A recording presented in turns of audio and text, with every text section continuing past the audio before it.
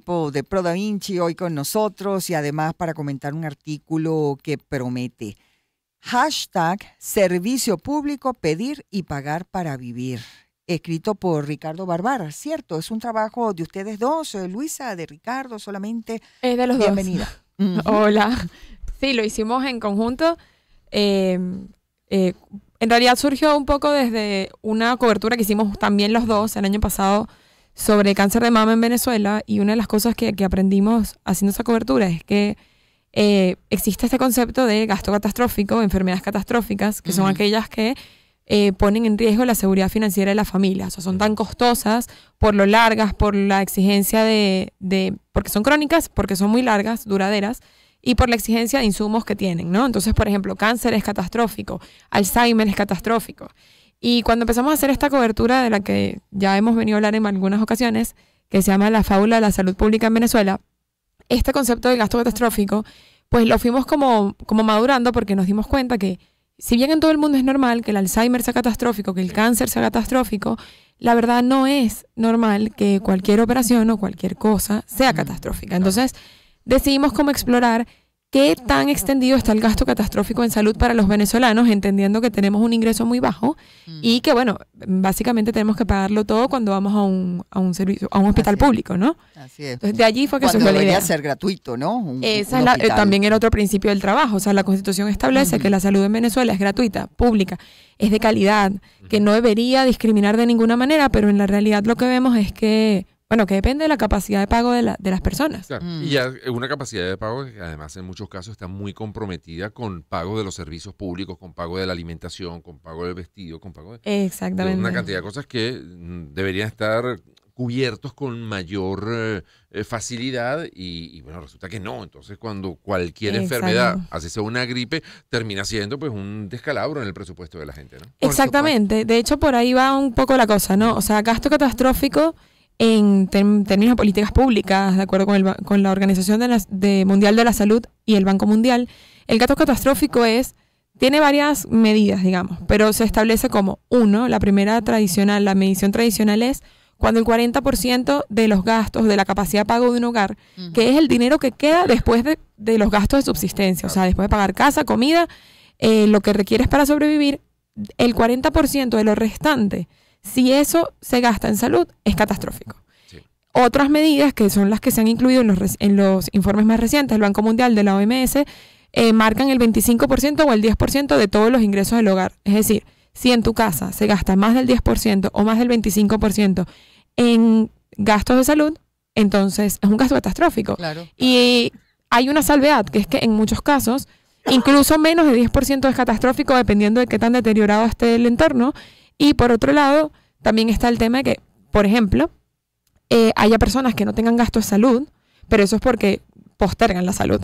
Precisamente porque están en supervivencia, entonces no voy a ninguna cita médica y eventualmente, bueno, sabemos cómo termina cuando no hay una prevención de salud, ¿no? Así es, así es. Y tampoco se puede tener lo que llamaríamos medicina preventiva, porque parte de eso, y lo conversábamos hace poco, creo que fue la semana pasada, Unai, recuérdame con qué médico, pero bueno, lo cierto del caso es que, ¿con quién va a ser? Igual en Pro Da Vinci con el doctor Julio Castro. Con Julio. La importancia de la alimentación sana, balanceada, precisamente para tener una mejor salud, cosa que tampoco se puede pagar hoy en día, o no puede la mayoría de los venezolanos pagar hoy en día. Además, entendiendo que es mucho más económico prevenir las enfermedades que luego tratar de curarlas. Claro. ¿no? Evidentemente, pero bueno, hay veces que tampoco se puede ni siquiera tener esa alimentación o tener esas actividades que nos vaya a permitir tener un buen estado de salud. Exactamente. ¿No? Bueno, y esto va ligado con otro concepto muy importante que impulsa la OMS y el Banco Mundial, que es la protección financiera,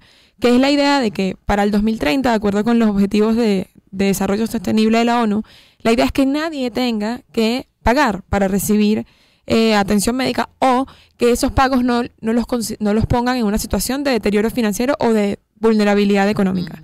Que obviamente en Venezuela lamentablemente vamos al revés. ¿Por qué? Porque cada vez hay menos seguros médicos, porque obviamente la gente no los puede pagar, seguros privados, y la salud pública, que debería estar allí para atendernos a todos, entonces no tiene capacidad para eso.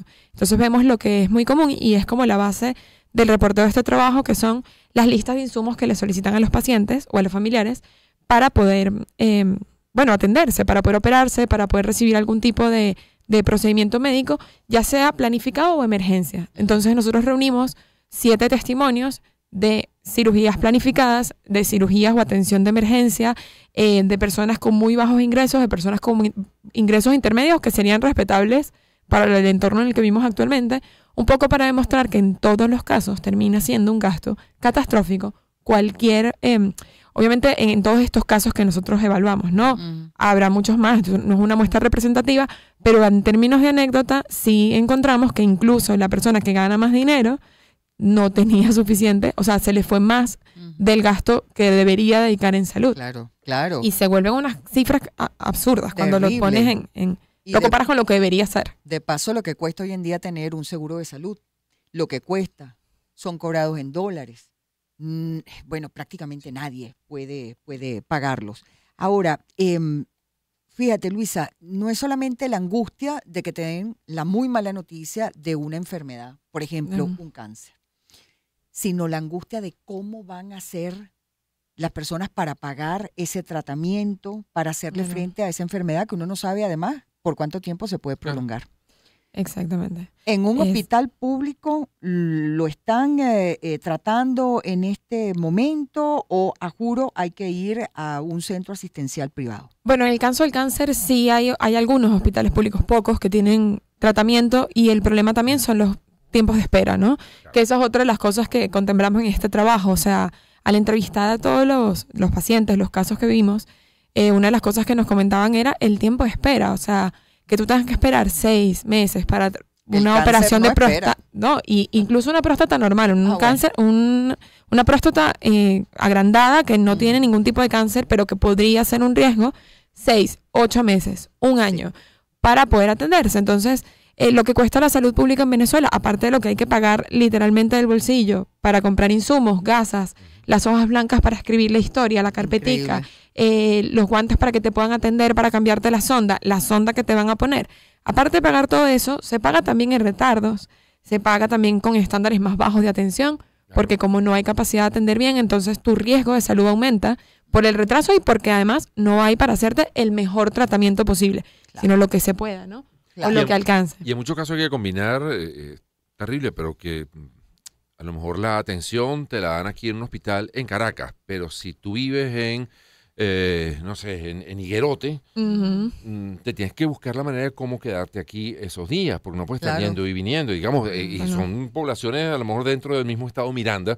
Estamos hablando de situaciones que implica una habitación de un hotel o de una pensión, o ir a casa de un familiar, o gastarte un dineral en transporte para ir y volver y dejar entonces a tu familia del otro lado también mucho gasto muy desatendida. O sea, hay una serie de añadidos que viene a la propia enfermedad que complica la situación financiera de Esos son costos indirectos también de la atención de salud. Y ahí tenemos, por cierto, un caso justamente así. Un muchacho se llama Carlos. Él tuvo el año pasado un dolor muy fuerte. Cuando lo atendieron en el Hospital Domingo Luciani, tenía un problema en la vesícula, había que operarle la vesícula, pero la lista de espera era por meses. Y como había mucha incertidumbre y no sabía cuándo iba a poder hacerlo, él tiene una tía, Margarita, que es enfermera, que tiene contactos, amigos, y dijo, bueno, nada, a lo mejor logro que Margarita me consiga un cupo rápido para operarme. Y se fue a Margarita y pasó meses también buscando que lo atendieran. Entonces fue a un hospital y en el hospital le dijeron que primero tenía que ir al ambulatorio, que ahí era donde se concentraban las listas, fue al ambulatorio, entonces ahí le dijeron que tenía que ir a otro lugar. Dios. Después para la consulta principal antes de la preoperatoria tenía que esperar como 6 meses, entonces fue y pagó la consulta privada con el mismo doctor en su consultorio privado para que le pudiera como adelantar ese proceso. Y así como 3 meses de espera hasta que finalmente se pudo operar. Y esto teniendo amigos, contactos, personas que te pueden ayudar quizás a conseguir un cupo, ¿no? Que no es lo ideal, pero al final cuando tú estás en emergencia, creo que todos haríamos lo posible por salir de eso, barrera, ¿no? Por supuesto. Porque por la vía normal, bueno, las esperas son muy largas. Uno de los casos, por ejemplo, es un tío mío. Y a él nosotros lo acompañamos en todo el proceso porque obviamente lo ayudamos a pagar. Y fueron 6 meses. Dios. 6 meses desde que recibió la primera consulta hasta que lo operaron y ya salió de la cirugía. Y es todo un proceso y te dan esta lista grandísima de insumos que también varía dependiendo del momento en que tú vas al hospital y del hospital en que te atienden, porque en unos hay unas cosas, en otros no hay otras cosas. Entonces es como un proceso bastante difícil y bastante complicado emocionalmente, pero además económicamente es preocupante. O sea, porque si no tienes gente alrededor, una red de apoyo que tenga también dinero, porque esa es la otra, oye, se hace imposible. Y por eso es que hoy en día todo el mundo termina pidiendo el famoso GoFundMe. Exactamente, tal cual. Y terminas apelando a algún familiar, un amigo que a lo mejor esté fuera para, bueno. Exacto. O vendiendo cosas como a la desesperada para poder tener ese... Y ojo, son cifras que parecen poquitas. O sea, porque hay gente que te dirá, oye, $1,000 una operación no es mucho, considerando lo que cuesta en Estados Unidos. Perfecto, pero cuando lo comparas con los ingresos promedios en Venezuela, o sea, el caso de mi tío es pensionado. Exacto, claro. A eso iba. Eso fue lo que hicimos, exactamente. Tomamos como la medida esta del gasto catastrófico y dijimos, bueno, no vamos a tomar el 40% ni el 10%, vamos a tomar el intermedio, 25%. El 25% de tus ingresos es lo que, si tú lo dedicas a salud, eso ya es catastrófico, ¿ok? Y agarramos y le preguntamos a todos los casos, ¿cuál es tu ingreso mensual? Perfecto. Y lo comparamos con el 25%. Entonces, por ejemplo, te pongo el primer caso que tuvimos, que entrevistamos fue al nieto del paciente porque el paciente murió después de varios días. Esto fueron un gasto de $170 en 7 días. El abuelo entró al hospital con un malestar que parecía un ACV, pero no había cómo hacerle la tomografía. Entonces, digamos que no tenía muy claro el diagnóstico, ¿no? Entonces, este señor era pensionado. Si su nieto no se hubiese encargado de los gastos, con la pensión que él cobró en ese mes, él tendría que haber trabajado, él tendría que haber recibido 36 meses ininterrumpidos de pensión sin gastar un bolívar para poder pagar lo que en 7 días le costó los insumos, una atención médica privada después en su casa para que le pasara un electrocardiógrafo porque no tenían cómo medirlo. Pero si solamente le hubiese dedicado el 25% de sus ingresos a salud, esto se elevaba a 144 meses, que son 12 años de su vida, teniendo que ahorrar para poder pagar una emergencia de una semana. Qué injusticia. Y eso lo aplicamos en cada caso. Entonces, por ejemplo, el caso de mi tío, que él tuvo un problema, la próstata se le agrandó, que además es una afección bastante frecuente. Claro. O sea, que es totalmente esperable para la población masculina en Venezuela, ¿no? Y él era pensionado, estuvo 6 meses en este periplo. Y si solamente hubiese recibido el promedio de la pensión de esos 6 meses, él hubiese tenido que recibir 59 meses y hubiese tenido que ahorrar, si solamente llegara a la cuarta parte de la pensión, 53 años. O sea, es que te mueres. No, es que porque es el span de vida no te da. O sea, hubiese tenido que cumplir 110 años para llegar a eso. Entonces, y esto de nuevo fue una cirugía que era, digamos, planificada. Más allá que obviamente había una emergencia, porque cuando la próstata se agranda, obviamente hay problemas para orinar, eso puede derivar en problemas en la vejiga, etcétera. Pero es un problema muy, muy común y esperable. Digamos, hasta cierto punto menor. O sea, no es una cosa... Exactamente. De vida o muerte. O sea, sí. Obviamente se puede no complicar. Es mal de morir, exacto. Pero hay el que caso de este señor también. Entonces, también está el tema y la parte de las historias en las que nos hablan de lo que... cómo es la atención en el hospital, ¿no? Porque todos sabemos lo mal que está el hospital público. Eso no es nuevo, ni es de las últimas décadas. Toda la vida los hospitales públicos en Venezuela pues lamentablemente no han sido lo mejor, ¿no? Pero evidentemente los últimos 5 años han sido un desastre mucho más profundo, pero hasta que tú no vas al hospital y hasta que no es un familiar tuyo, no entiendes el nivel. Así es. O sea, lo digo porque a mí me pasó el año pasado con mi abuela y fue impresionante que con todos los médicos que uno puede conocer, que pedí ayuda, como que, oye, ¿para dónde la puedo llevar? Porque el ingreso al hospital, a una clínica, era impagable. Y fue como, no, mira, el mejor hospital al que la puedes llevar es el Llanito. Perfecto, para allá fuimos. Y cuando tú entras en la sala de emergencias, o sea, es una cosa tan sorprendente que yo he ido a hospitales a reportear, pero no es lo mismo cuando tú estás en la posición del paciente, cuando tú eres el que tiene que resolver. Es bastante triste. Y esto lo vemos en las historias de estos pacientes. O sea, este muchacho, Daniel, que su abuelo se murió, él lo llevó al Victorino Santaella y nos decía, mira, mi abuelo en plena crisis vomitó y nadie vino a limpiar el vómito. O sea, pasamos toda la noche con el vómito y tirado porque no hay enfermeras. Porque además eso es lamentable. De pronto seguimos revisando los casos luego de la pausa, porque además esos hospitales, y buena parte de lo que está ocurriendo, es que si antes recibían, por lanzar una cifra, a 100 pacientes ahora está recibiendo a 500 o 600, porque mucha gente que antes tenía la posibilidad de ir a una clínica privada, ahora va. Ahora no puede. Además de que estaba mal el hospital, ahora está como sobresaturado, porque va mucha más gente a pedir la atención. ¿Qué dicen además las autoridades del hospital, por ejemplo, ante eso? Pero bueno, al regreso de la pausa, seguimos abordando tanto estos casos particulares como la respuesta de las autoridades ante este tipo de situaciones. Ya venimos con mucho más de Pro Da Vinci en Agenda Éxito. Una oportunidad para empezar. 2023. Circuito Éxitos. Caracas, Maracay, Puerto La Cruz, Puerto Ordaz, Barquisimeto, El Vigía, Mérida, Táchira, Margarita, Maracaibo, Maturín. Circuito Éxitos. Encontremos más motivos para compartir. Sonidos. En primera fila.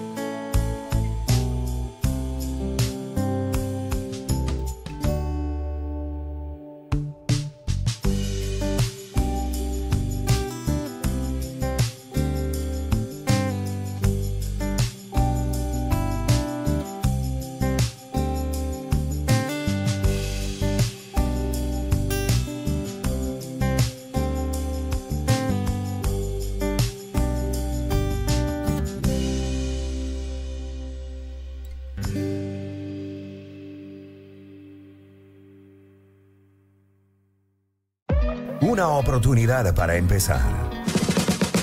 2023.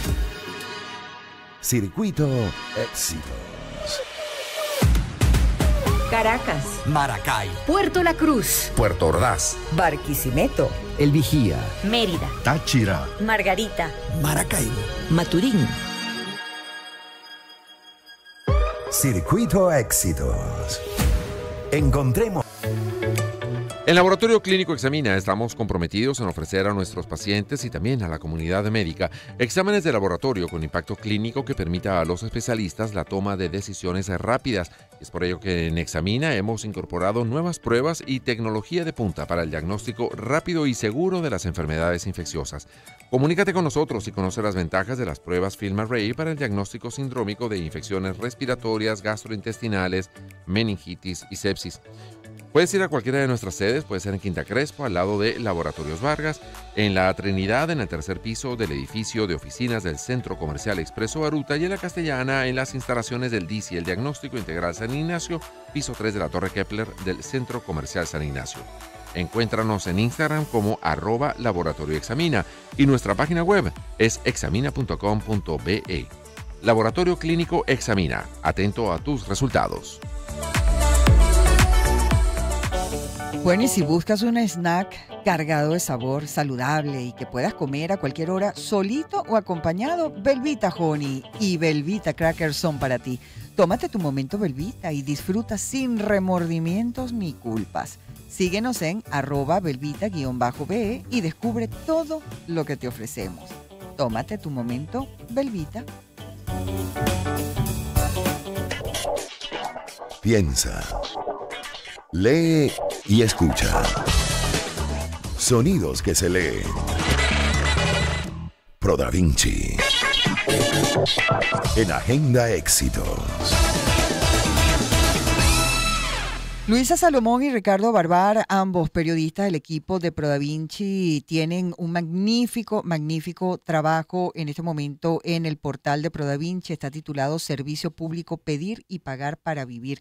Y bueno, es interesantísimo y acá seguimos la conversa cuando no estábamos al aire porque de verdad es que es indignante esta situación que se atraviesa en la salud pública de nuestro país. Pero dejaba una pregunta al aire, Unai, Luisa, y puntualmente, ¿qué dicen y mejor aún, qué están haciendo las autoridades?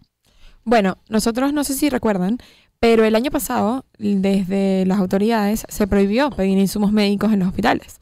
Porque el tema era que, bueno, la narrativa, digamos, era se estaban aprovechando de los pacientes. La gente no tiene por qué pagar para ir a los hospitales.